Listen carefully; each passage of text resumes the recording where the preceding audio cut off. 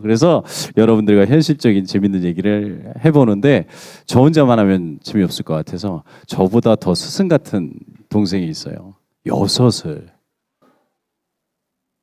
정말 오늘 전화를 한 이유도 제가 오라고 한 이유도 너무 보고 싶어서 너를 보고 싶은 날에는 너를 보고 싶은 날에 박지현 씨를 모시도록 하겠습니다. 박수 부탁드립니다. 네.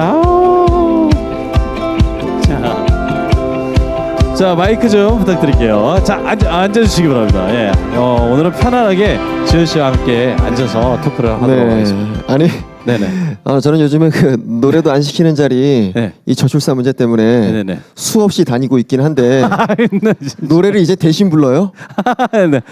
아니요 노래 가사가 그렇게 이어지는군요. 자 일단 앉으셔가지고 정식으로 지현 씨 여기 오신 또 많은 분들을 위해서 인사 좀 부탁드릴게요. 네, 예, 소개해주신 대로 저는 육남매 아빠, 네, 그 아들, 딸, 뭐 성인 아이부터 해서 8살 이제 막 유치원을 끝낸 아이까지 두루두루 키움으로써 전국에 있는 시청과 도청과 구청과 이 저출산 시대와 하필이면 맞물려 가지고 네네네. 열심히 지금 가수인지 뭔지 모르는 삶을 네. 오늘도 내가 노래한다니까 네네. 노래를 하지 말래요. 아니 네. 여섯을 어떻게 키워요? 그 많은 사람을 키울 수가 있어요? 네, 뭐 그렇다고 해서 어쨌든 네네. 직업이 아기 낳는 건 아니고요. 네네네. 저출산 문제에 힘쓰고도 있지만 뭐 VS라는 그룹에서 여전히 현역 활동을 하고 있고, 네네네. 엊그저께도 전국 투어 콘서트를 하고, 네네. 이번 주 토요일도 전국 투어 콘서트를 떠나는 육남매 아빠 VS의 박지현입니다. 반갑습니다. 네. 오늘 용산문화원에 사실은 여섯째 아빠 그러면 골리앗 같은 분이 나올 줄 알았는데 다윗이 나오셔가지고 깜짝. 아니 지금 보시는 분들도 그럴 거예요. 둘 다 뭐 말라가지고 뭐 힘도 못 쓰게 생긴데 뭔 둘이 합쳐 11명이래. 뭔 일이야. 그럴 수도 있어요. 근데 저희가 또 이렇게 외모랑은 또 다를 수도 있고요. 예, 그래서 오늘은 저희가 저출산 문제 때문에 온 것도 아니고 여기 계신 분들을 행복하게 해드려야 되거든요. 그렇죠. 네네. 네. 그렇기 때문에 중요한 거는 여기 계신 분들이 직접 아이를 키우고 있고 아이에 대한 고민을 하고 있고, 사실은 제가 어떤 프로그램도 이렇게 편견을 갖고 보는 편은 아니에요. 근데 아이들을 키우는 프로그램이나 아이 교육하는 프로그램 보면 항상 그 선생님이 그런 얘기를 해요. 아이를 보면서 기다려야 돼요. 기다리고 눈을 보면서 될 때까지 지켜봐요. 집에 가봐요. 될 때까지 되나? 야! 이렇게 된다니까요. 사실 그렇습니다. 근데 이게 뭐냐면 각 가정의 상황이 다 다르고, 그렇죠. 형편이 다르고, 그렇죠. 보는 사람이 누구냐에 따라서 또 다른 거거든요. 맞아요. 네, 그래서 어르신들이 저희 같은 경우도 이제 5을 키우지만 5만 있는 건 아니에요.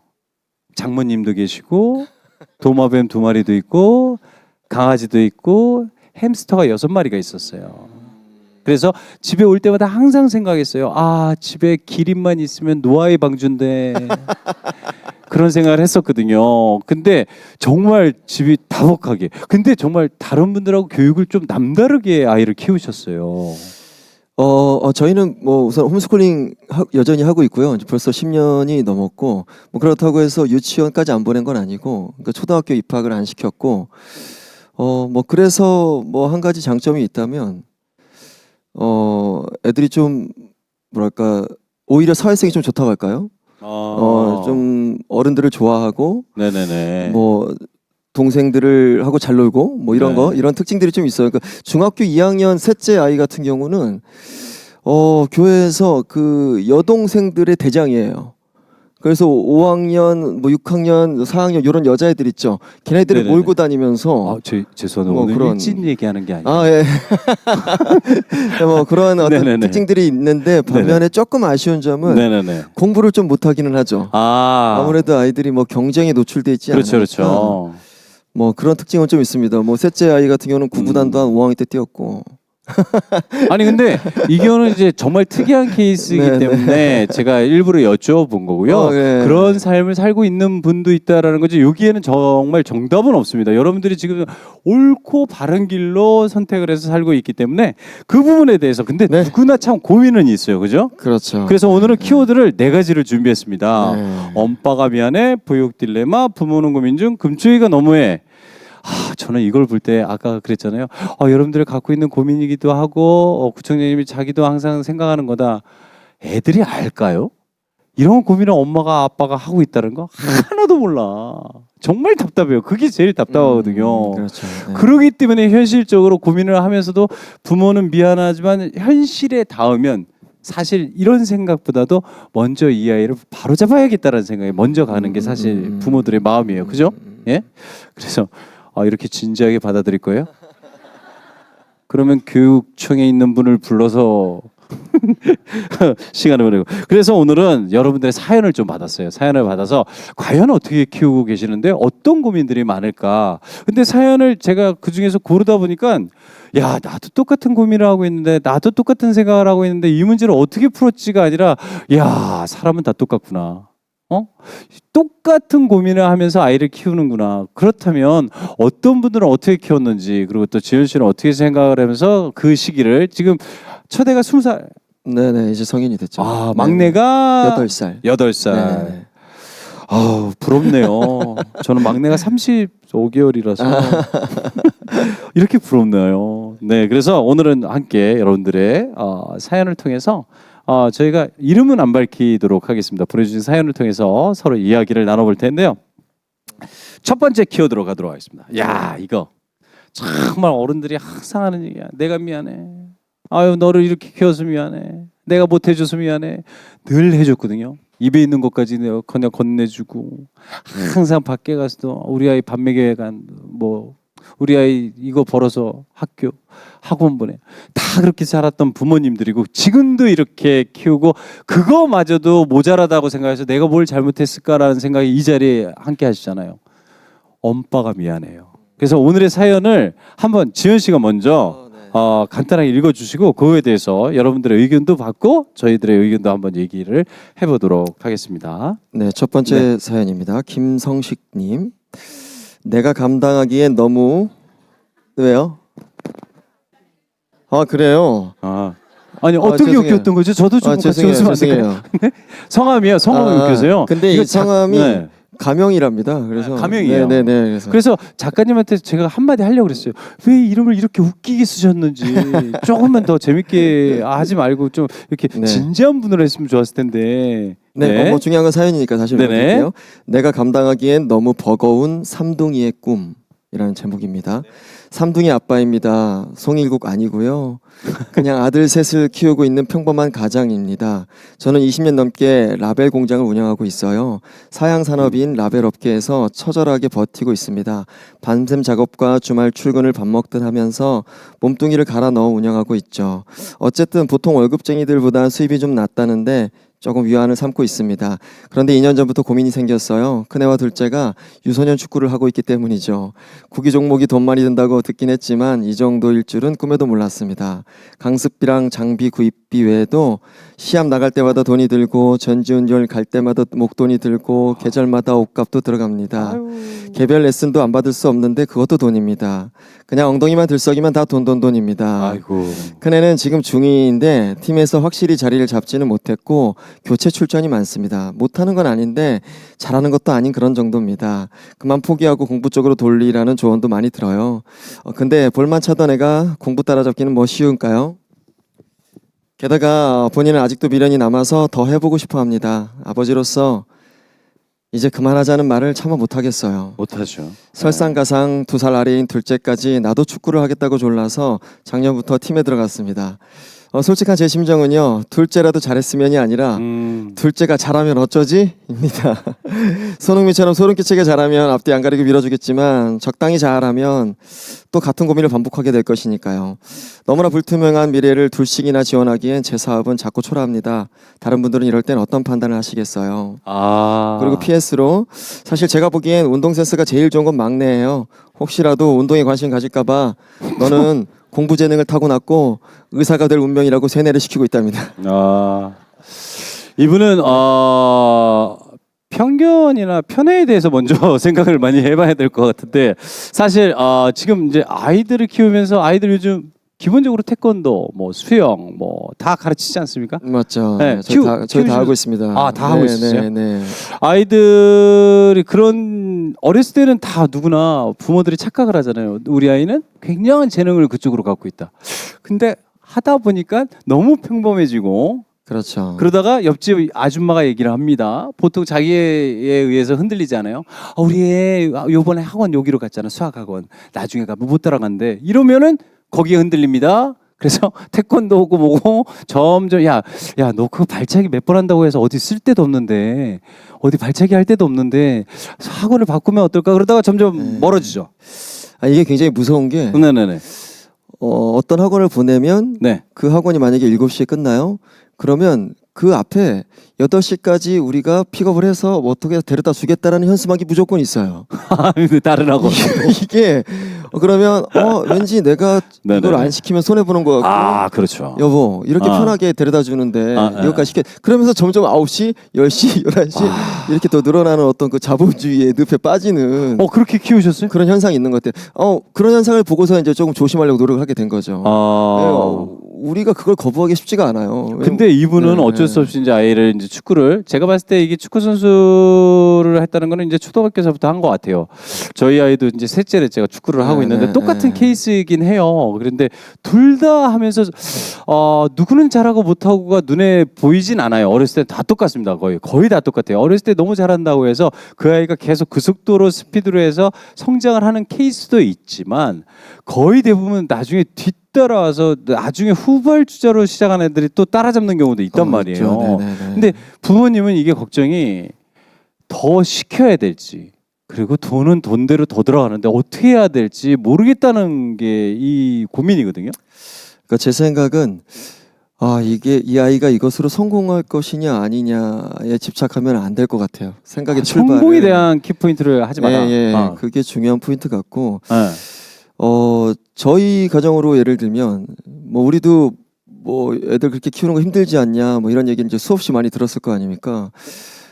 그런데 한번 생각을 해보면 형님도 뭐 힘든 때를 보내셨고 뭐 하겠지만 지금도 힘든 때를 보내고 있을 수도 있겠지만 어떤 힘드냐 안 힘드냐 문제가 아닌 것 같아요. 그러니까 얼마나 거기에 미쳐 있냐 아니냐의 어떤 싸움인 것 같은데 그 아이가 만약에 잘하고 못하고를 떠나서 거기에 너무나 미쳐 있으면 그 아이는 가장 행복한 때를 보내고 있는 거잖아요. 네네네. 그 아이가 그 행복한 때를 보내고 있는 것에 마음에 어떤 보람을 느꼈으면 좋겠어요. 그 아이가. 예. 그러면 그리고 네, 저는 그거 잠깐 말을 끊어서 그런데 여기 계신 학부모님도 분명히 그리고 또 아이를 보는 많은 분들이 똑같은 생각을 할 텐데 보통 이제 예체능을 시키는 아이를 가진 부모들은 다 케어를 본인이 직접 하셔야 된다고 생각을 하고 있고 또 케어를 하고 있습니다. 예, 진짜 그렇죠. 네. 실제로 하시는 분들이 많고 이거마저도 안 하게 되면 내가 부모로서 내가 얘한테 못 해준다라고 생각하기 때문에 이거를 어떻게 해야 되는 게 정답인지. 만약에 운동을 시키는데 네. 제 주변에도 그 아이스하키 시키는 이제 또 분들이 좀 계세요. 근데 아이를 그 보내고 거기에 몇 번 가보지 않은 아빠가 있더라고요. 난 이건 절대적으로 안 되는 거라고 생각해요. 이왕 운동을 시킨 거라면 아이들이 7살 때부터 엄마 아빠가 삶을 기억한다는데 그 아빠가 나의 어떤 내가 미쳐서 열심히 뛰었던 그 상황 속에 아빠가 없었음을 그 아이가 훗날 알게 된다는 거죠. 나는 그게 굉장히 무서운 거라고 생각해요. 그래서 그때를 함께 한다면 그거는 아빠가 함께 했음의 가치가 있어서 난 충분하다고 생각을 해요. 그러니까 엄마가 함께 했고 아빠가 함께 했기 때문에 내가 이 운동을 실패했고 성공했고 여부가 아니라 그 내가 기억하는 아빠 엄마는 내가 미쳐 있는 그 무엇인가에 함께 했어 라는 그것으로 나는 가치가 있다고 생각을 해요.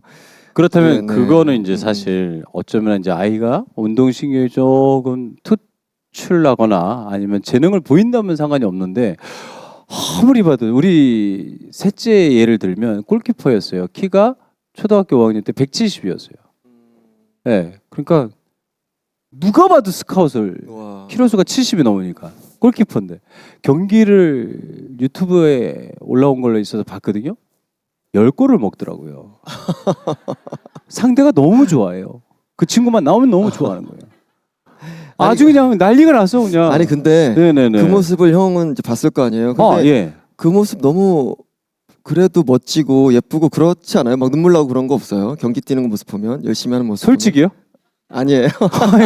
아니 솔직히 얘기하면 할 수 있는데 이 영상이 밖으로만 유출만 안 된다면 난 솔직히 얘기할 수 있어요. 근데 문제는 그 친구 스카웃까지 제의가 왔었어요. 등치가 크니까 이거야 재능이야 계속 훈련하면 된다. 근데 그 친구가 어느 날 분명히 골키퍼 장갑을 끼고 가는데 그냥 가는 거예요. 야야야 너 저 골키퍼 장갑 안 가지가 그랬더니 아 이제 그만할래. 왜? 아, 골 먹는 것도 지겨워. 사실 저는 그거를 좀 말씀을 드리고 싶었어요. 왜냐면 아이가 하고 싶은 운동이랑 재능이랑 또 다른 거예요. 근데 넷째는 키가 140이 조금 넘어요. 되게 작죠? 5학년 지금 5학년인데 이제 6학년이 됐고 이제 셋째는. 근데 얘는 사실 축구에 대한 생각을 그래 집에서 컴퓨터 게임 하느니 나가서 운동을 해라. 그래서 그냥 냅뒀어요. 단 한 번도 아이가 뛰는 모습을 본 적이 없어요. 제가.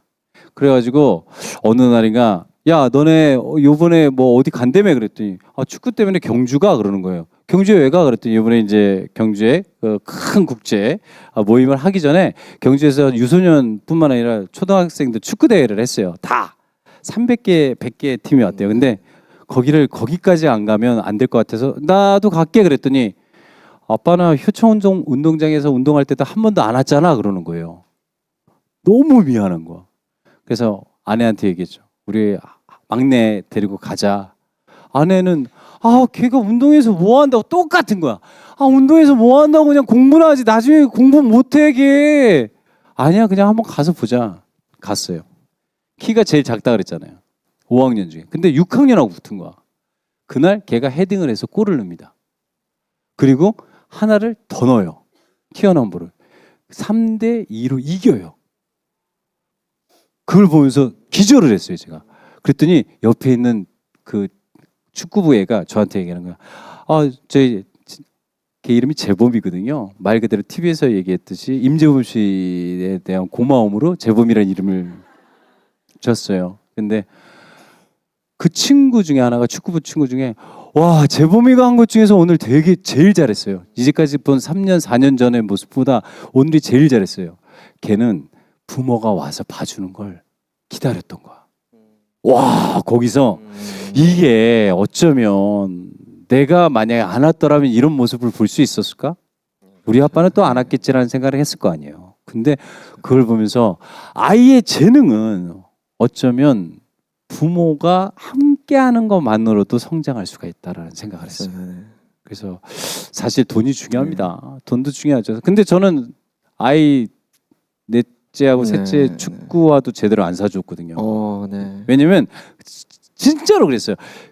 게임을 집에서 하느니 나가서 운동하는 게 더 건강하잖아요. 그래서 그랬는데 세상에 그렇게 성장을 해 있더라고요. 그래서 제 얘기는 관심을 너무 주는 것도 맞아요. 정답이 아니고 너무 중요한 관심을 너무 안 주는 것도 정답이 아니고 그 아이에게 동기부여를 할 수 있는 방법을 찾는 게 중요한 것 같아요. 아니 저도 우리 첫째 둘째가 갑자기 좀 형님 얘기하시니까 생각이 나는데 얘는 다 컸지만 어릴 때 그런 일이 있었어요. 큰 애가 너무 운동을 잘해요. 근데 둘째는 진짜 못해요. 잘하는 게 없어요. 그런데 유치원에서 무슨 달리기 대회를 했는데 딱 출발하는데 아니나 다를까 형은 맨날 1등 하는데 얘 둘째 얘는 이미 떨고 있는 게 멀리서 보여요. 지금도 생각하면 막 눈물 날라 그러는데 근데 그 애가 출발을 딱 했는데 당연히 꼴찌로 가고 있죠. 근데 그 4명이서 뛰는데 3등이라도 하려고 근데 3등을 한 거예요. 그래가지고 내가 가서 진짜 막 펑펑 울면서 안아줬어요. 너무 잘했다고. 그럼 너무 잘했지. 그런 거죠. 그러니까 꼭 1등의 스토리가 아니라 걔가 이렇게 해내려고 하는 그 마음이 너무 고마웠고 예뻤고 결국에 그 애는 지금 지 형을 이기려고 이제 17살짜리 고1이 됐는데 형보다 키가 크고 형보다 공부를 엄청 잘해요.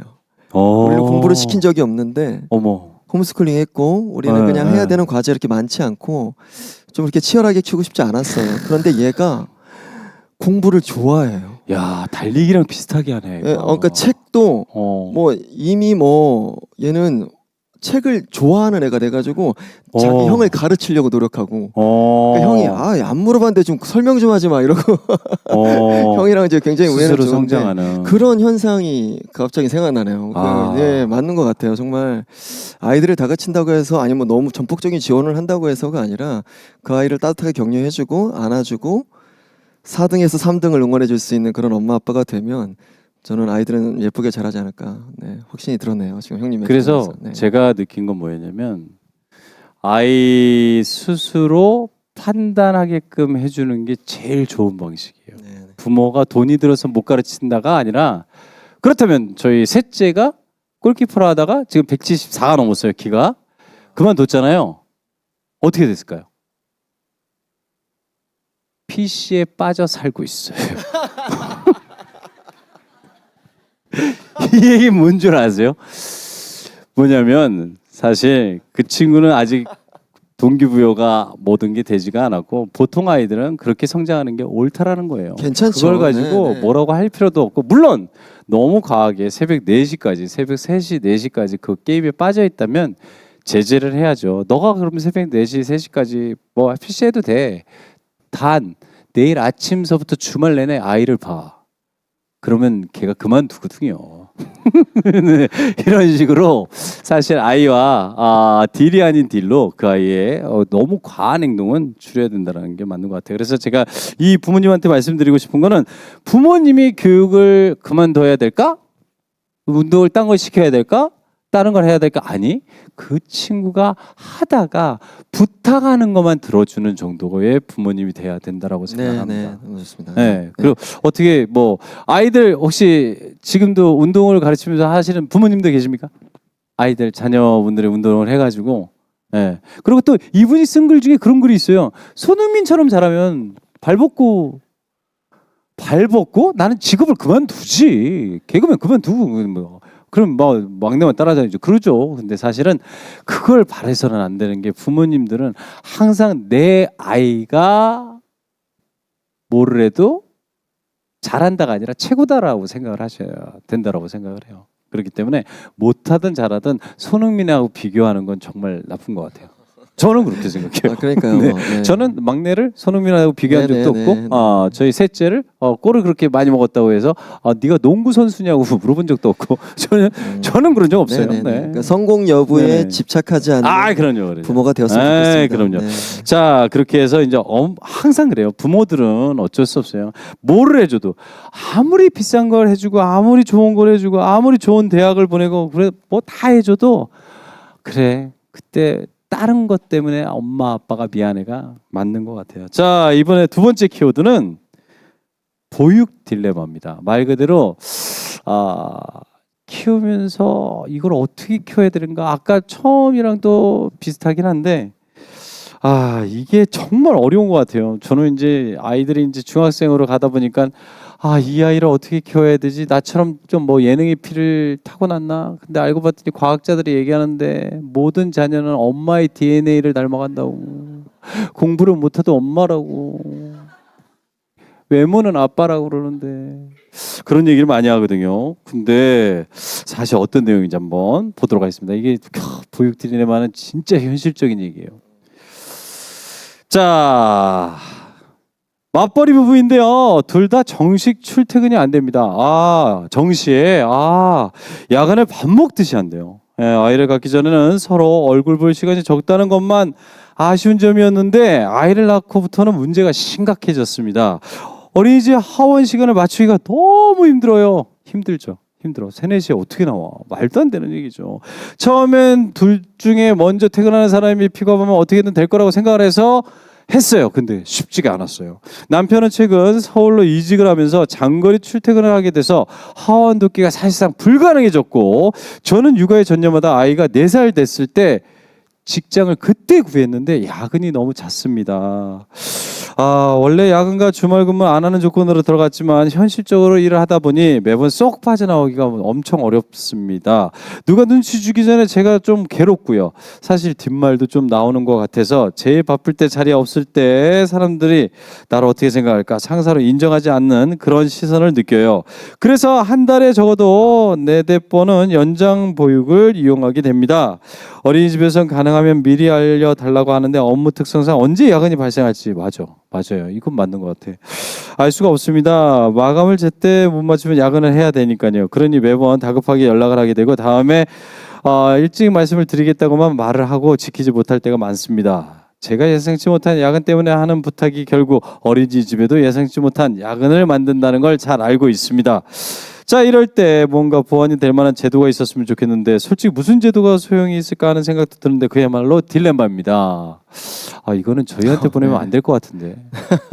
이거는 저희 윗분한테 보내야 될 것 같은데. 근데 진짜 저도 이제 아이를 이제 5째가 너무 소중하다 보니까 생각해봐요. 50에 애를 낳는데 얼마나 제 손주 같겠어요. 그러니까 제가 막 물고 빨고 업고 막 되게 목욕도 한 번도 엄마가 한 5번 시켰나? 제가 쉬지 않고 시켰어요. 그리고 어린이집도 웬만하면 제가 촬영 가기 전에 뭐 하기 전에 물론 못 갈 때도 있죠. 학교도 마찬가지인데 갈 때마다 항상 느끼는 게 이렇게 힘든데 어린이집에서 일하시는 선생님들은 정말 초사이언이다. 그들은 인간이 아니다. 정말 대단한 거예요. 그 어린이집을 또 갖고 이렇게 관리하고 하는 원장님은 더 초사이언이죠. 그 선생님들을 또 케어해야 되니까. 그래서 그럴 때마다 진짜 나 같은 부모뿐만 아니라 이 시간에 못 오는 부모님도 있고 더 늦게 아이를 데려가는 부모도 있을 텐데 어린이집은 보냈잖아요. 네, 보냈죠. 네네. 네. 이런 경우가 정말 어떻게 하면 좋을까요? 글쎄요, 뭐 말씀하신 대로 정말 어린이집 교사님들 정말 대단하시고 또 한 가지로 또 안타까운 건 왜 꼭 우리가 이 시대가 약간 이렇게 꼭 맞벌이를 해야만 아이들을 키울 수 있는 이게 잘 해보려고 어린이집 뭐 이렇게 만들고 그러니까. 거기서 보육으로 맡아주고 네네. 또 부모는 또 이렇게 일선으로 나가고 하는 이런 구조를 만든 거긴 한데 이게 조금 뭔가 부작용이 많은 어떤 시스템인 거는 같아요. 저는 너무 안타깝고 진짜로 뭐 진짜 우리나라 이 뭐 초등학생 자살률이 전 세계 1위라고 하는데 정말요? 이런 현상이 이런 얘기는 여기서 꼭 해야 돼요. 나는 그런 현상이 그냥 너무 안타까운 거예요. 네네네. 뭔가는 잘못되고 있는 건 맞는 거죠. 우리나라 사람이 현실적으로. 뭐가 특별히 잘못된 민족은 아니잖아요. 어떤 시스템의 문제일 거 아닙니까? 네. 그래서 나는 진짜 맞벌이는 어떻게든 안 했으면 좋겠다라는 생각이 드는데 그러면 어떻게 해야 돼요? 이 두 분은요? 이걸 그만둬야죠. 뭔 얘기야? 뭔 얘기야? 그럼 누가 먹이 살리라고? 그건 좀 현실적이지 않은데. 그러면 나라에서 하나를 낳으면은 세금을 반으로 줄여주고 둘을 낳으면 세금을 또 거기서 또 반으로 줄이고 셋을 낳으면 그렇게 좀 줄여주면 어떨까요? 정말로 진짜 마음 같아서 그런데. 얼마 전에 죄송한데 박수를 치나마나 제가 국회에서 일하는 사람이 아니에요. 제가 아무리 떠들어도요 의미가 없습니다. 근데 중요한 거는 이제 아이를 키워야 된다라는 게 정확하게 정해진 문제잖아요. 문제인데 일하는 시간이 아이를 케어할 수 있는 시간과 안 맞아요. 그래서 저희는 그럴 때 하나의 카드를 썼었어요. 사실은 장모님이라는 카드를 썼습니다. 네, 장모님이 그래서 넷째 낳았을 때 집을 나갔고 5째 임신했다고 얘기했을 때 저한테 미친 새끼야라고. 그럴 만한 카드죠. 그래서 그랬던 게 현실인데 이분한테는 저희가 말씀드릴 수 있는 게 뭐 특별한 게 없고 중요한 방법을 이거 어떻게 여러분들 어떻게 하는지 한번 들어볼까요? 가까운 가정에 있어요. 이 일을 실제로 그만두신 어려운데 네네. 형편이 어려운데 일을 그만뒀어요.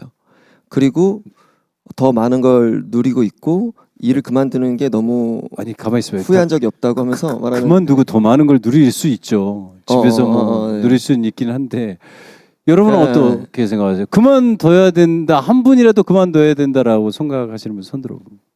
그러면 다른 교육기관에 그 뒤 시간을 맡겨야 된다라고 생각하시는 분 손 들어보세요. 솔직하게.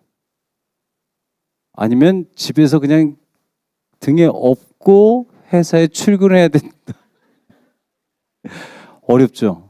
어렵죠. 아니 그분이 한 어. 얘기를 제가 소개해 드릴게요. 그분이 네, 한 얘기가 뭐라고 하셨습니까? 뭐라고 했냐면 네네네. 형편이 좋지는 않아요. 근데 좋지는 그분이 자기가 뭐 일을 해서 벌어봐야 이제 250인가 이제 이렇게 마트에서 하시니까 번대요. 그런데 결국에는 그 이제 집에서 낮에는 또 일하시는 분을 이제 쓰나 봐요. 예, 그래서 그분한테 한번 200인가를 이제 드린대요. 그래서 이게 도대체 내가 뭘 하고 있는 건지 모르겠다라는 생각이 들어서 내가 번 돈으로 거기 주고 있다라는 생각이 들어서 그래서 자기가 이제 가정으로 들어와서 네네. 왜냐면 그분도 이제 그 자기 커리어에 대해서 굉장히 좀 집착을 하던 분이셨는데 그 마음을 내려놓으니까 돈은 다 나가니까 그 마음을 내려놓으니까 네. 내가 이 아이와 시간을 누리니까 이게 더 많이 누리는 거다라는 생각이 들었대요. 그러면서 어쨌든 자기가 선택한 어떤 일을 그만둔 거에 대해서 굉장히 만족한다는 어떤 말이었는데 제가 뭐 그분의 마음을 좀 빗대어서 좀 보태서 말씀을 좀 드리자면 네네네. 저는 진짜로 이제 아이가 이제 막내가 8살이잖아요. 근데 진짜로 너무 그리워요. 이제 형님도 이제 그리워하겠죠. 뭐 태교하는 세월 그래봐야 몇 개월. 애들 밤새 분유 먹이고 그거 진짜 몇 년 안 가고 책 읽어 달라고 하는 것도 몇 년 안 가고 이게 너무너무 그립고 너무너무 짧게 느껴지는 아이들이 빨리 거예요. 자라니까 네. 저는 진행형이라서 눈에 다크 좀 보세요. 제가 그리워하겠습니까? 아직 진행형인데 저는 군대를 15년째 다니고 있는 느낌이에요. 그러니까 너무 손해 본다고 생각을 해요. 그 맞벌이는 물론 피치 못할 사정이 있겠지만 그렇게까지 손해 봐야 되나? 나는 이 마음이었으면 좋겠어요. 맞네. 그 아이들 그 순간 너무 빨리 지나가고 심지어 아까 말씀드린 대로 7살 때부터 엄마 아빠의 삶을 기억해서 그나마 15세가 되면 그때는 이제 살을 부대끼는 관계도 아니고 네네네. 그럼 그 아이는 그 7, 8년의 엄마 아빠의 기억으로 평생을 사는데 돈이 많으면 좋은 학원을 늘리고 돈이 많으면 뭐 심지어 11살 유학도 보내고 뭐 이런 어떤 우리의 이 풍토와 문화가 과연 진짜 누리는 건지 너무 손해보는 거 아닌지 뭔가 더 많아서 손해보는 거 아닌지 그래서 더 헷갈려하는 거 아닌지 이거 정답일 수도 있겠다라는 생각이 제 만의 생각이 뭐냐면 진짜로 버렸거든요. 얻는 게 더 있네요. 정말로. 진짜? 제가 지금도 늘 하는 얘기지만 제가 50에 아이를 낳기 때문에 아이와 함께 있으면서 나는 이런 천사를 여러분들은 같이 못 자지만 같이 자고 있거든요. 여러분들은 돈을 벌어서 돈을 자기 전에 안고 오늘 돈을 얼마 벌었어 같이 자자 안 하잖아요. 아침에 일어나면 돈을 보면서 좋아합니까? 아유 잘 잤어 내 돈 안 하죠. 하지만 아이는 잘 잤어 아이. 너무너무 예쁘죠. 무조건 후회합니다 정말. 그래서 세월이 지나면 여러분들이 그걸 선택해야 될 것 같아요. 나에게 평생 행복한 추억이 남을 그 시간을 만들 건지 아니면 추억보다는 이 아이를 케어할 수 있는 나의 능력을 키울 건지 요게 이제 중요한 것 같아요. 근데 사실 아이를 낳는 분들한테 저도 이제 넷째를 낳고 터울이 좀 있잖아요. 있다가 사실은 넷째에서 5째를 임신했을 때 제가 지현 씨한테 전화를 했어요. 어떡하지? 왜요 형? 5째가 생겼어. 그 전에 내가 형한테 한 말이 있잖아요. 네. 무조건 5째 나라고. 그래서 그 얘기를 하고 속으로 그랬어요. 내가 얼마나 힘들게 사는데 이 녀석이 그런데 한마디를 더 했어요. 5째 때 형 이제 희한한 일이 벌어질 거야. 그래서 그게 뭔데? 아주 기적 같은 일이야. 형은 길 가다가도 웃고 다닐걸? 이 미친놈인가? 근데 실제로 아이를 낳는데 그날서부터 웃기 시작을 하는 거예요. 그래. 이게 지금 얘기한 게 맞아요. 예전에 아이를 키웠을 때 품했을 때 그 냄새 그런 걸 다 그리워하는데 그걸 몰랐던 거야. 아이를 낳으니까 알았던 거야. 이걸 얼마나 그리워했는지. 그리고 첫째, 둘째, 셋째, 넷째는 터울이 없이 키우고 막 정신없이 키우고 그때 막 SNL하고 뭐 먹고 살아야 되니까 막 돌아다니고 막 임재범 흉내내고 뭐 안 하다고 다 하고 막 이러다 보니까 그걸 몰랐던 거야. 몰랐는데 지금은 이제 조금 SNL로 좀 이름 좀 알리고 넉넉하게 SNL 쉴 땐 또 쉬고 또 시즌 하면은 또 한동훈 또 하고 뭐 이렇게 이렇게 하고 뭐 이러다 보니까 조금씩 이제 아이가 보이더라고요. 그러면서 내가 가장 행복한 사람인 거예요. 맞아요. 사람은 네. 돈으로 가질 수 있는 게 있고 그러니까 막내가 더 예쁘게 태어나는 게 아니잖아요. 근데 뭔가 내리사랑을 우리가 더 막내에 미치잖아요. 손주에 미치고 그거는 미쳐. 걔가 더 예쁘게 태어난 게 아니라 내가 확장이 된 거고 내가 변한 거지. 예. 형이 어떤 그런 엄청난 확장과 변함을 경험하신 거죠. 그래서 이분한테는 직장을 그만둬라. 아니 근데 진짜로 그만두는데 아니 만약에 이분이 남편이냐 아내인지는 가위바위보로. 아니 만약에 진짜 형편이 어렵다면 예. 그러면 우리가 나눌 수 있는 말 자체가 아닌 거예요. 아. 칭찬이 형편이 어려워서 하는 그거랑 그런데 만약에 제가 아는 맞벌이에 그래도 보니까 한 7, 80%는 커리어 이야기를 해요. 사실은 그 마음은 어쩌면 손해 보는 걸 수도 있다라는 점검이 필요하다는 얘기입니다.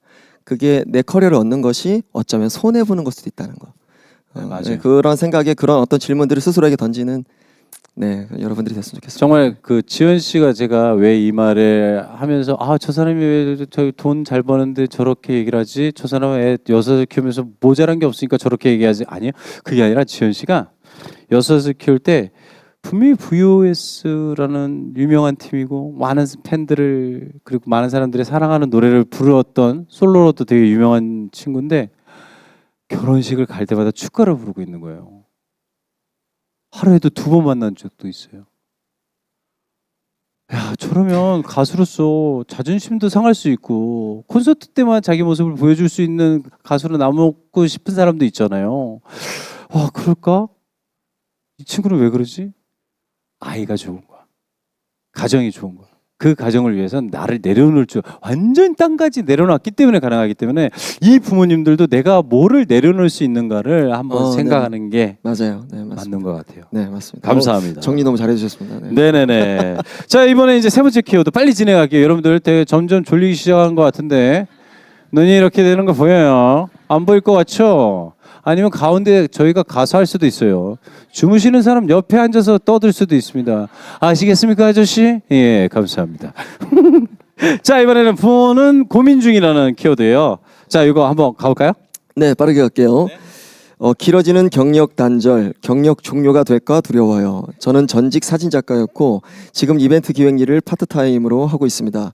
사진을 그만두겠다고 결심한 적이 없는데도 전직이라고 표현한 이유는 현재 촬영 일을 전혀 하고 있지 않고 앞으로도 그럴 것 같기 때문입니다. 사실 포토그래퍼는 부업이나 프리랜서로 활동하기 좋은 직업입니다. 하지만 아이를 키우는 주부라면 얘기가 다릅니다. 촬영은 보통 주말에 많이 이루어지고 특히 제 전문 분야였던 웨딩 촬영은 거의 전부 주말에만 이루어집니다. 문제는 6세 아이를 주말에 맡아줄 곳이 없다는 겁니다. 남편은 자기가 잘 케어할 테니 일 들어오면 거절하지 말라고 하지만 딸이 아직 엄마 껌딱지라 간단한 문제가 아닙니다.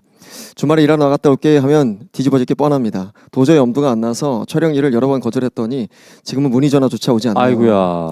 현재 파트타임으로 하는 이벤트 기획 일은 축제나 공연을 준비하고 실행하는 일입니다. 그 준비 과정에 사진 작가를 섭외하는 일도 포함되어 있어요. 섭외 전화를 하면서 현타가 옵니다. 사진 찍는 게 내 본업인데 내가 섭외를 왜 하고 있는 거지? 하는 생각이 혼란스러워요. 게다가 이벤트 업도 마지막 실행은 대부분 주말에 이루어집니다. 저는 준비만 하고 제일 중요한 디데이에는 쏙 빠지는 사람이에요. 이런 식으로 얼마나 더 일을 할 수 있을까요? 그리고 내 소중한 본업인 포토그래퍼를 다시 할 수 있을까요? 이거 진짜 현실적인 문제인데 이 사연을 보내신 분을 저희가 가명으로 해서 여성으로 또 이렇게 바꾼 것 같아요. 저희 이 안에서 카메라를 들고 계신 분이 한 분 계시거든요. 저분이 아닌가. 그러니까 자기 일자리 구하려고 여기 써신 것 같은데. 근데 남자로 그러면 걸릴까봐. 네. 저분 같은데 어쨌든 내용은 그렇습니다. 근데 여러분들 생각할 때 어떠십니까? 이게 이제 가장 현실적인 처음 겪는 큰 문제였잖아요. 이거 어떻게 해야 됩니까? 글쎄요. 근데 이거는 아까 했던 질문과 사실 좀 연장선에 있는 것 같아요. 네. 제 아내 얘기를 조금 해드려도 될까요? 제 아내가 어쨌든 그래도 네, 6남매 낳고 저랑 같이 홈스쿨링 하면서 또 큰아이는 어른이 되었고 또 아들 세 명 다 아예 중2병은 없었고 지금도 저랑 8시, 9시 이쯤 되면은 저랑 나는 솔로 봐요.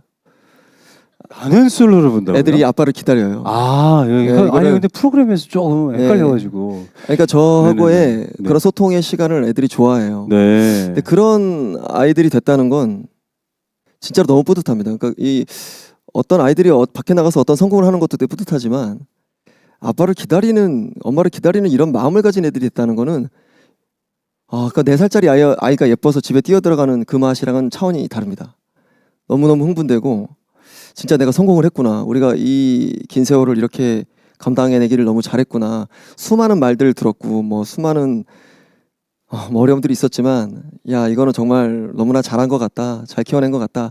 이런 마음이 드는데 사실 그 중심에는 아내가 있잖아요. 근데 제 아내는 아기를 뭐 그렇게 좋아하거나 뭐 이 사람이 좀 특별해서 그런가 보다 이렇게 생각들을 많이 하시는데 그런 게 아니고요. 저 아내는 진짜 커리어 뛰어났었고요.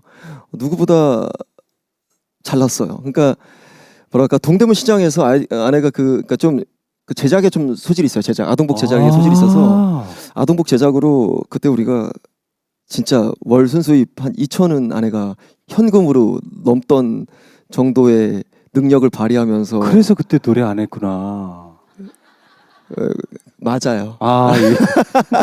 아무튼 근데 그 아내가 그때 진짜 제일평화시장 2층 그 아동복 코너에서 1등을 했으니까요. 그래서 막 근데 뭐 박지연의 이름으로 한 게 아니라 그제 아내의 능력으로 다 했는데 아내가 그때 그 넷째를 결심하면서 저한테 이제 앉아서 한 말이 기억나서 말씀을 해드리려고요.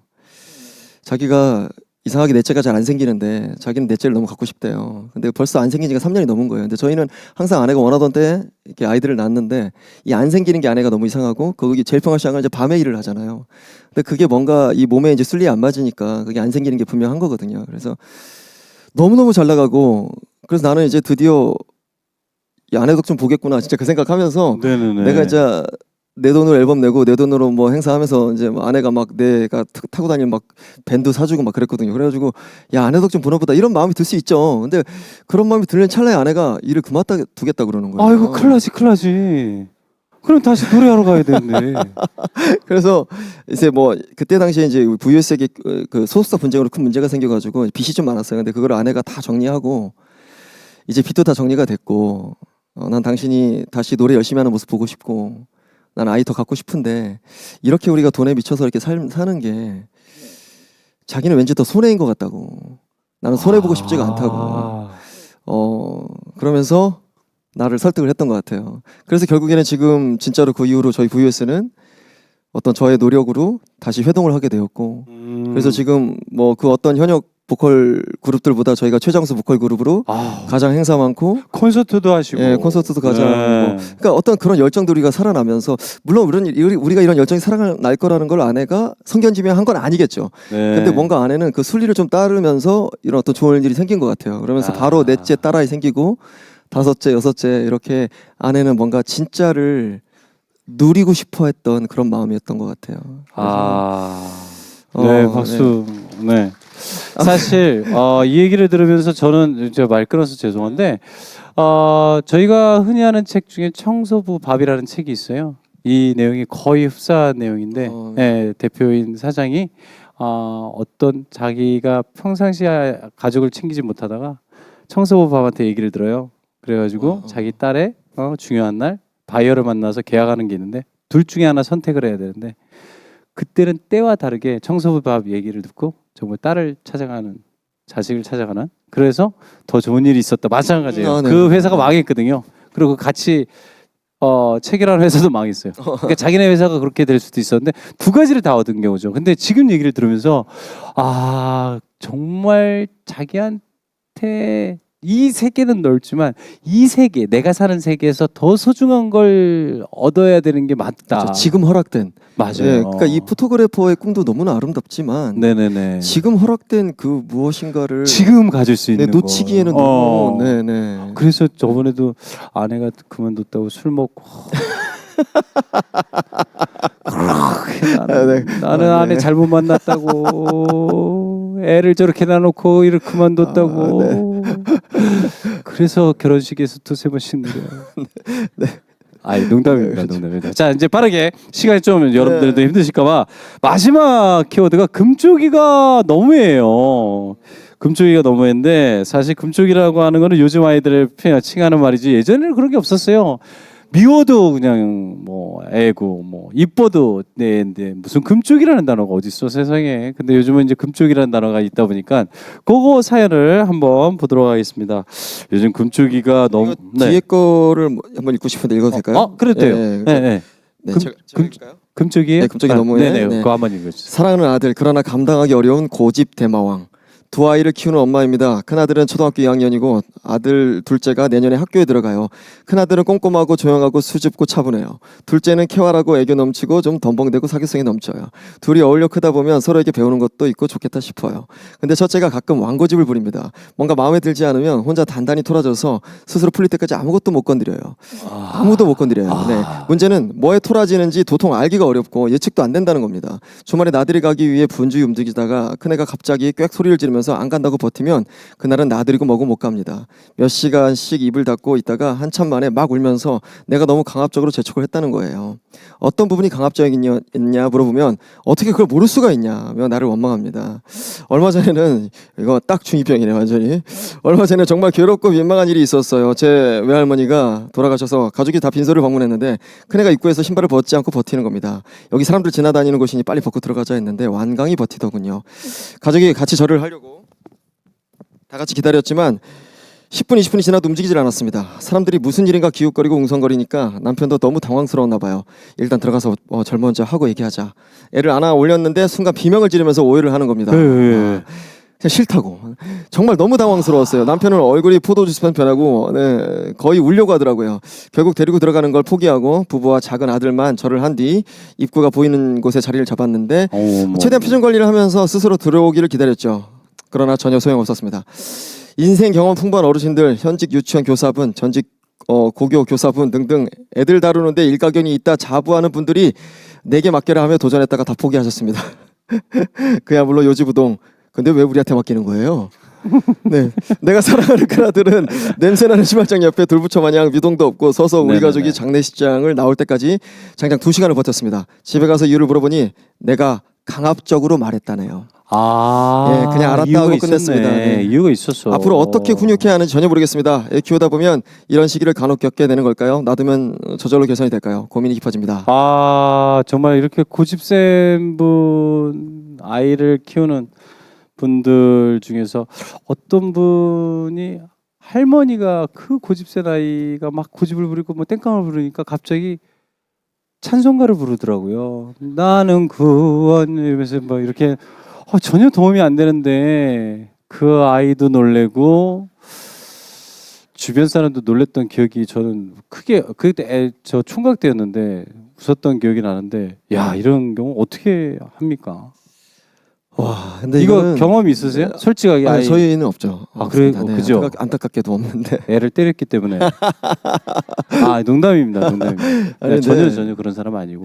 네. 야, 근데 이게 전형적인 중2병 아닙니까? 근데 저는 중2병이라는 단어가 과연 아이들에게 책임이 있는 단어인가 저는 좀 반문했으면 좋겠어요. 그러니까 원래 없었던 단어고. 중2병이요? 예, 원래 20년 전에는 안 썼던 단어. 근데 우리는 사춘기라는 단어 썼었어요. 그렇죠, 사춘기라는 단어. 사춘기도 썼었고, 네.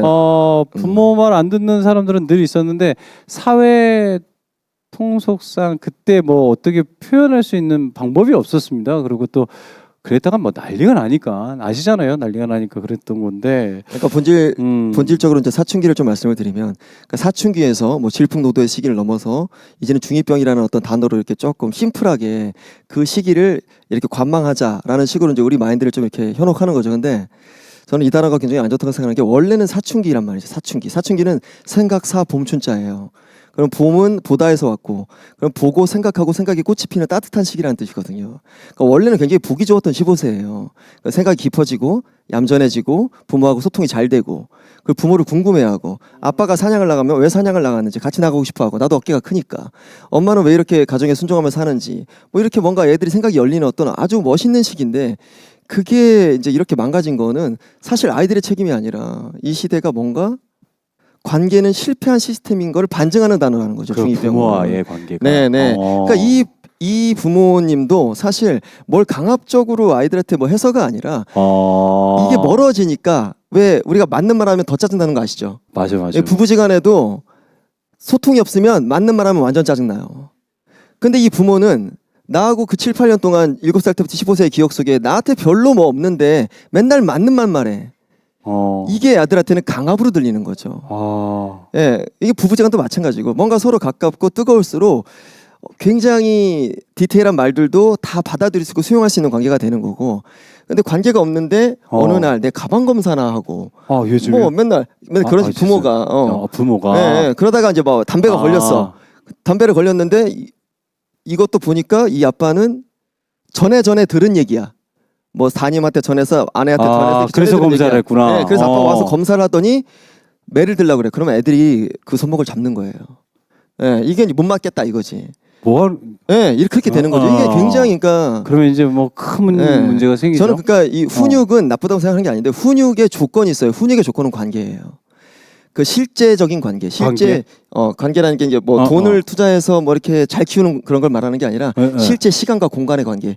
그 형님이 하시는 그 목욕 같은 거죠. 그러니까 뭐 그러면 이 얘기를 원시적으로 얘기하면, 이 아이가 잘못해서 이렇게 딱 막았을 때 목욕하러 가자. 이거예요? 목욕 관계를. 그런 거죠. 그건 아니고. 그렇게 해야지. 그러면 그럼 이제 웃으라고 하니 이거 맞는 것 같아요. 시간과 어떻게 이 아이와 어떤 공간에 있었냐라는 관계가 이 아이의 사춘기를 예쁘고 아름답게 만들어 줄 수도 있고, 어쩌면 슬픔과 검은 물로 물들일 수도 있다라는 거잖아요. 그럼요. 그죠? 엄청 좋은 시기예요. 엄청 반갑고 엄청 신나서 그 사춘기 아이가 보고 싶어가지고 엄청 신나서 들어갈 수 있는 우리 마음인데 우리가 그걸 못 누려요. 이거의 관계는 아이가 만드는 게 아니라 부모가 이 관계를 만들어 줘야 된다는 거죠. 그렇죠. 그리고 어른이 만든 단어고. 그 애들 스스로 만든 단어 아니잖아요. 어른들이 그 아이들을 얘 병 걸려서 그래라고 치부하려고 만든 단어예요. 맞아요. 진짜 맞는 것 같아요. 그러니까 이 사춘기를 겪고 있는 아이를 키우고 있는 부모님이라면 한 번 정도 내가 왜 이 친구랑 친구가 될 수 없을까? 어떻게든 친구가 될 수 있는 방법을 생각을 해야 돼요. 친구한테는 나도 얘기를 하거든요. 나의 고민을 친구한테는 얘기를 하잖아요. 그렇게만 되면 사춘기는 오지 않을 것 같다는. 맞죠. 온전한 사춘기가 오는 거죠. 온전한 사춘기가. 중이병이 안 오는 거. 아까 얘기를 들으면서 이제 거의 마무리가 다 돼가는데, 아까 얘기를 들으면서 아내 얘기를 하면서 되게 막 화를 내시면서, 요즘 뭐 부부싸움 하세요? 농담입니다. 사실은 저희가 이제 이런 얘기를 많이 나눠왔죠. 시간이 더 있으면 더 해드리고 싶은데, 뭐냐면 아이들이 자라는 모습은요, 학교에서 배운 거나 친구에 배우는 모습이 아니라 여러분들의 얼굴을 보고 따라 한다고 합니다. 제가 성대모사나 안면모사를 되게 많이 하잖아요. 근데 어쩜 저렇게 방송에서 잘하지라는 생각을 하잖아요. 이유가 뭘까요? 그 사람하고 친해지면 잘해요. 근데 저는 관찰이 되니까. 임재범 씨나 어떤 누구도 직접 만난 적이 없어요. 추사랑도 만난 적이 없어요. 근데 어떻게든 해야 돼요. 그러면 영상을 죽을 만큼 봐요. 왜냐면 그 사람하고 친해져야 돼요. 아는 형, 아는 동생, 아는 사람이 돼 있어야 돼요. 그렇게 되면 제가 이 사람은 저를 모르지만 저는 이 사람하고 너무 친한 거예요. 이 사람의 일거일투족을 다 알아요. 친해지잖아요? 그러면 그 사람이 나와요. 이게 무슨 얘기냐면, 우리는 자식을 그렇게 키웠어요. 나하고 친하게. 어렸을 때부터 금이하고 키웠잖아요. 근데 이 아이가 삐뚤어지는 건 내 모습을 보고, 어디선가 나온 내 모습을 보고 흉내를 내는 거라고 생각하시면 돼요. 이 아이가 문을 쾅 닫어. 이 아이가 리모컨을 던져. 이 아이가 뭐 책을 찢어. 그건 내가 어디선가 뭔가를 한 거예요. 그걸 아이가 알고 있는 거예요. 이래야 이 사람들이 겁을 먹어. 왜? 내가 이 모습을 보면서 겁을 먹었거든. 그걸 알려주는 거라고 합니다. 그래서 참 제일 중요한 건 이 얘기를 왜 하냐면 엄마, 아빠가 맞아요. 행복해야 아이가 행복합니다라는 얘기예요. 엄마가 항상 한숨을 쉬고 아빠가 술에 쪄들어가지고 누구 이러고 있다면 그 아이는 엄마 아빠를 보면서 내 인생은 왜 이럴까라고 생각을 해요. 근데 엄마 아빠가 지현 씨처럼 같이 놀아주고 같이 뭐 하자 그러고 지금도 제가 이 20살짜리 어때? 이제 군대가 그랬더니 지현 씨가 그랬대요. 나하고 1년만 놀다 가라. 그렇게 얘기를 했대요. 그랬대요. 그래서 군대를 안 가고 있대요. 나라에선 되게 싫어하죠. 근데 그 아이와 이미 이 친구는 같은 관계와 같은 그 공간에서 뭔가를 나누고 있었다는 거잖아요. 친구가 돼 있잖아요. 그래서 엄마 아빠가 행복해야 돼요. 그러려면 엄마 아빠가 행복하려면 또 있습니다. 제가 항상 느끼는 건데 지현 씨도 항상 얘기하는 건데 아내가 웃어야 돼요. 이거 진짜예요. 남자는 밖에서도 웃을 수 있어요. 누굴 만나도 웃을 수 있어요. 그런 능력이 있어요. 근데 아내는 집에서 바라보는 게 아이밖에 없어요. 그러다가 유일하게 찾아오는 손님이 누구예요? 남편이에요. 그잖아요. 띵동 하면서 찾아오는 손님이 남편이에요. 근데 이 사람이 나를 정말 있는 듯 없는 듯 바라본다고 생각해요. 돈만 갖다 준다고 최고라고요? 돈만 갖다 주면 최고예요? 최고예요. 시대가 변해서 최고예요. 하지만 마음이 허해요. 그러면 웃지를 못해요. 돈은 여러분들도 명품은요. 여기 계신 부자분들도 계시겠지만 명품은 처음에 살 때나 뜯어봐요. 나중에 돈이 많잖아요. 사서 가져오고 집에다 구석에다 쳐박아요. 여러분도 아실 거예요. 명품을 쓰지도 않아요. 똑같아요. 아내를 어느 순간 명품처럼 방치해뒀어요. 봉투를 뜯어보지도 않아.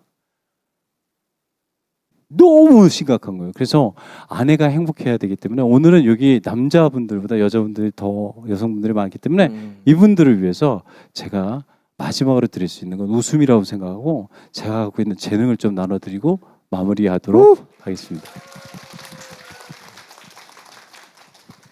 자, 오늘 문화원에 영서문화원에 많은 분들의 축하 메시지가 왔어요. 그 중에서 서경석 씨가 네, 반갑습니다. 서경석입니다. 아, 정말 여러분들 로또 맞으신 거예요. 토요일에 로또 방송을 하고 있지만 정작 이런 얘기를 어떤 사람과 얘기를 하면서 어떻게 하겠습니까? 여러분들 아이 걱정하지 마세요. 아이를 바르게 키워서 공부를 열심히 시켜서 공무원 시험 합격은 에듀윌 하시길 바라겠습니다.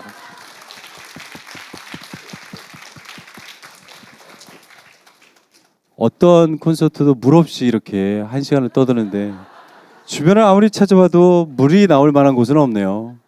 수도꼭지라도 갖다 놨으면 이렇게 들고 이렇게 마시기라도 하면서 엄청나게 텐데. 더워요. 네, 그리고. 그래서 두 번째로는 또 우리가 방송 진짜 드시던 물을 갖다 주셔서 너무 감사합니다. 어디서 누가 어떻게 먹었는지 어느 방향으로 먹었는지 알 수 있을까요? 그건 알고 먹어야죠. 예. 대박이다. 예, 새거. 이거 좀 가져가 주세요. 감사합니다. 마음 너무 감사합니다. 그래도 저한테는 정말 오아시스 같은 분이세요. 네, 그래서 네. 잠깐만 물 좀 먹겠습니다. 다음은요.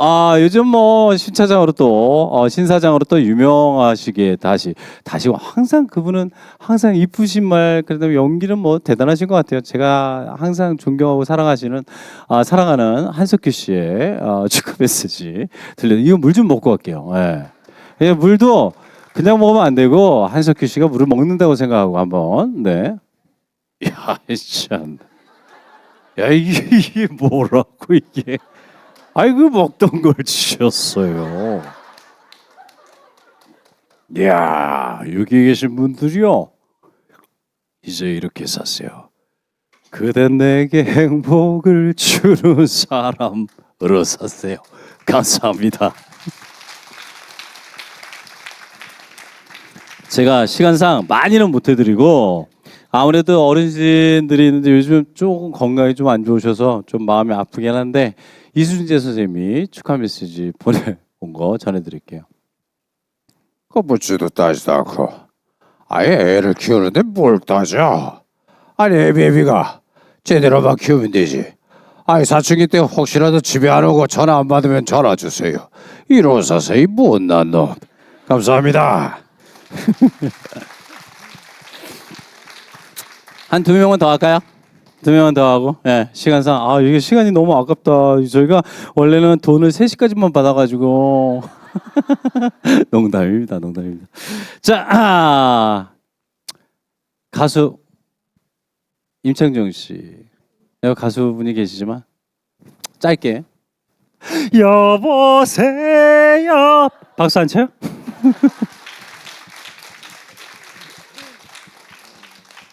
그리고 저는 제가 흉내낸 게 100명이라서 이거 다 하면 여러분들이 5,000원씩 걷어야 돼서 두 명만 진짜 딱 두 명만.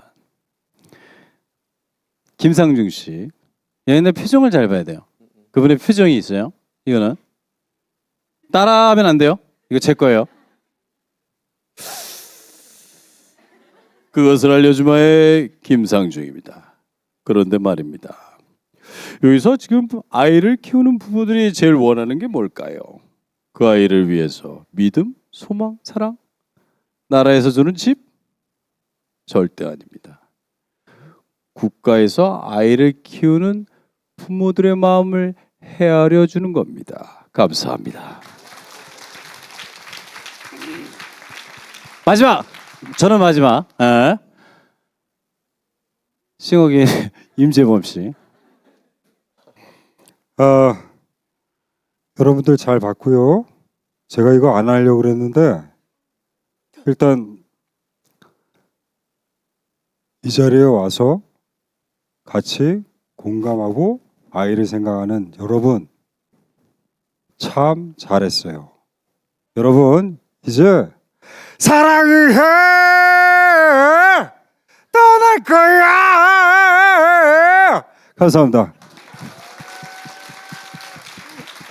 그래요. 아니 근데 저만 할 수 없잖아요. 아무리 시간이 없대도 제가 다 써가지고 진짜 제가 다음 뭐 스케줄이 있어서 딱 1분 남았거든요. 진짜 1분 동안 조금이라도 노래 뭐 너를 보고 싶은 날에는 뭐든 지현 씨 네. 빨리 들려드릴게요. 저도 이제 뭐 히트곡이 좀 있잖아요. 한번 세월 따라서 10초 지났어요. 다들 이제 싸이월드 세대시니까 그때 노래도 한번 들려드릴게요. 눈을 보고 내게 말해요. 내가 싫어졌다 말해요. 왜 자꾸만 나를 못 봐요. 거짓말이죠. 이제야 사랑이란 걸 알아가 행복이란 걸 느껴가요. I feel the love. 당신의 진심 어린 그 미소에 깨어난 안에 숨었던 세상. 너를 보고 싶은 날엔 눈물 나는 날엔 가슴 뛰는 날엔 그리운 날엔 다시 또 누르게 되면 네가 너무나 그리워. 잠깐만요. 일어나 보세요. 이제 마무리하면서 왜 나한테 박수를 그렇게 안 치는 거야? 이 사람은 4곡을 했고 나는 8명을 한 것 같은데. 그래요. 자, 오늘 정말로 제가 부탁해서 지현 씨가 왔어요. 진짜로. 제가 원래 혼자 하는 건데 지현 씨한테 부탁을 했더니 쾌히 와주셨거든요. 다시 한번 지현 씨에게 큰 박수 부탁드립니다. 끝으로 한마디 하고 마무리하도록 하겠습니다. 네. 아까 형님이 이제 마지막에 하신 말씀이 정답이에요. 저는 진짜 그 최고의 교육은 부부가 서로 사랑하는 거예요. 부부가 정말 예쁘게 사랑하는 모습이 아이들이 많이 보면 그 어떤 스펙보다 뛰어난 걸 아이들이 얻어요. 그 스펙을 아이들이 꼭 갖췄으면 좋겠고요. 저는 훗날에 이렇게 묘비에 쓸 말을 정해놨어요. 2문장인데 그 2문장 소개해드리고 저는 마무리하겠습니다. 하나는 저는 이 시대가 너무 좋아서 천국을 살다가 천국으로. 그리고 또 하나는 충분히 사랑했다. 충분히 이 좋은 천국에서 많이 사랑하시면 사랑하는 여러분들 되시기 바랍니다. 감사합니다. 네. 감사합니다. 너무 주옥 같은 얘기했고요. 저도 문득 생각이 났습니다. 저도 비석에 쓸 말을 하나 생각했어요. 왜? 난 하면 안 돼? 네네. 안 해요. 더 이상 왜? 듣지도 않았잖아. 예. 저도 멋있게 비석에다 쓸 말을 생각했어요. 안 해요. 더 이상 벗기지 마오. 지금까지 정성호 박재현이었습니다. 감사합니다. 감사합니다.